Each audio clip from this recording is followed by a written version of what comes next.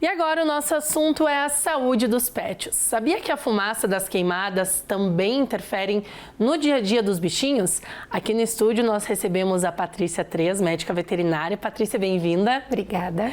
Patrícia, de que forma esse ar poluído e esse calor excessivo interfere também na saúde dos bichinhos? Então, Milena, na verdade eles podem ter os mesmos problemas que a gente tem, tá? Então eles podem ter tosses, podem ter espirros, podem ter secreção nasal, secreção ocular e essa poluição ocorre ressecamento das mucosas, ressecamento da pele, por isso que é sempre importante estar levando para os cuidados do médico veterinário para a gente avaliar, né, e ver se realmente é um problema de pele ou é um problema por causa desse tempo que a gente está vivendo agora, né? De que forma que os donos podem perceber isso, né? Tu comentou de alguns sintomas que eles podem ter. De que forma não confundir isso com, de repente, alguma coisa que eles já tenham com esse período de agora? Por exemplo, assim, um cão ou um gato, enfim, que começa a coçar o olho, que nunca coçou, então repentinamente começou a coçar, apareceu vermelhidão, apareceu uma irritação, que ele começa a ter tosse, que ele nunca teve, espirro, que ele nunca teve. Então, assim, claro que eles não conseguem fazer o diagnóstico em casa, mas eles conseguem ver essa diferença no pet que começou a partir de agora. Então, eles podem nos relatar em uma consulta, por exemplo, que os animais começaram a apresentar isso nos últimos dias, nas mudanças de temperatura, porque como o nosso organismo sofre, infelizmente eles também sofrem muito com isso, né? Então, essa percepção que o tutor tem, para nós médicos veterinários, é incrível, porque eles conseguem ver como o animal está e conseguem nos repassar também. Certo.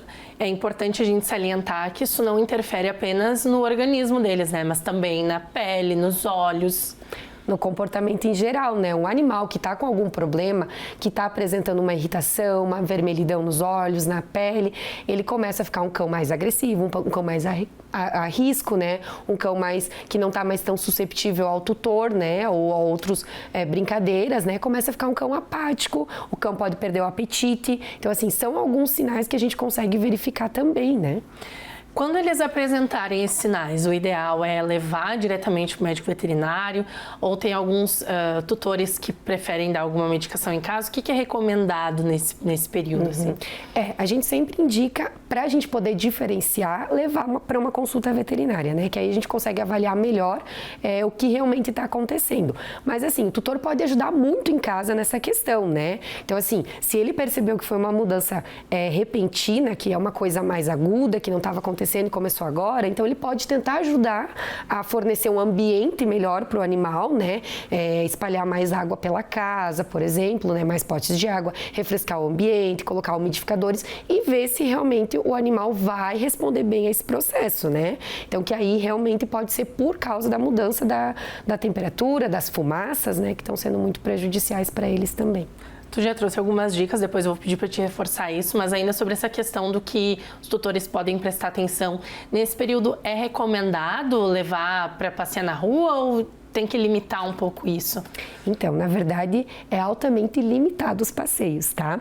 Por quê? Para não expor eles no geral, né? Se precisar passear com o cão, porque tem muitos cães que moram em apartamentos, né? Então, eles precisam descer para fazer as necessidades dele. Então, o que eu recomendo? Que sejam feitos em horários mais frescos do dia, né? O mais longe da poluição possível, né? E que sejam passeios rápidos, né? De curto espaço. Eles vão lá, fazem as necessidades, né? Esticam as perninhas, digamos assim, e retornam para casa. Não ficar expondo eles muito tempo ao ambiente. Outra questão é os apartamentos agora, digamos assim, ou até as casas, enfim, os ambientes. É mais recomendado deixar fechado, mais aberto e de que forma tornar esse ambiente mais agradável para os cãezinhos ou para os, enfim, os demais pets? Sim. Então, na verdade, sim. Agora a gente pede para deixar um pouco mais fechado quando as nuvens de fumaça estiverem muito graves, tá? Quando a gente está vendo que aqui a umidade está muito baixa, porque a gente vê que aqui no oeste mesmo está muito baixo, né? Então, assim, tentar deixar mais fechado e o ambiente aberto é bom, mas nesse caso o fechado é o melhor, tá? Para evitar.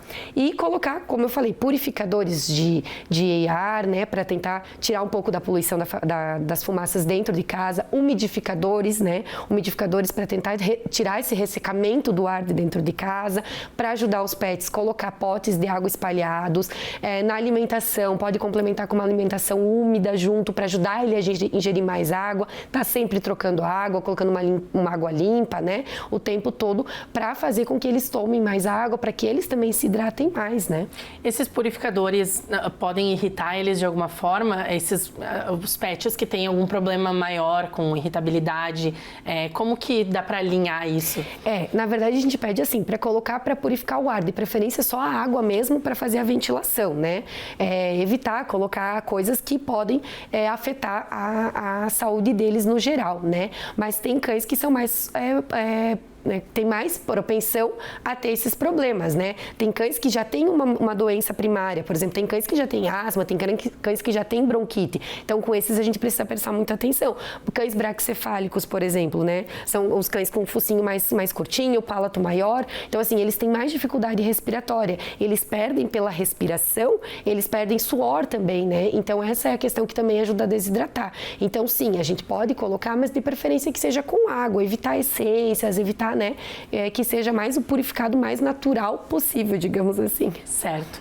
Patrícia, eu vou pedir para te reforçar um pouco as dicas então, né, porque como a gente vem falando, ontem a gente já comentou de como isso interfere na saúde humana, mas sempre importante também, como tu disse no início, né, eles sofrem da mesma forma que a gente, né, então é bem importante a gente reforçar os cuidados. O que a gente pode fazer para deixar esse ambiente mais leve para eles também? Então, para os donos dos pets, as recomendações.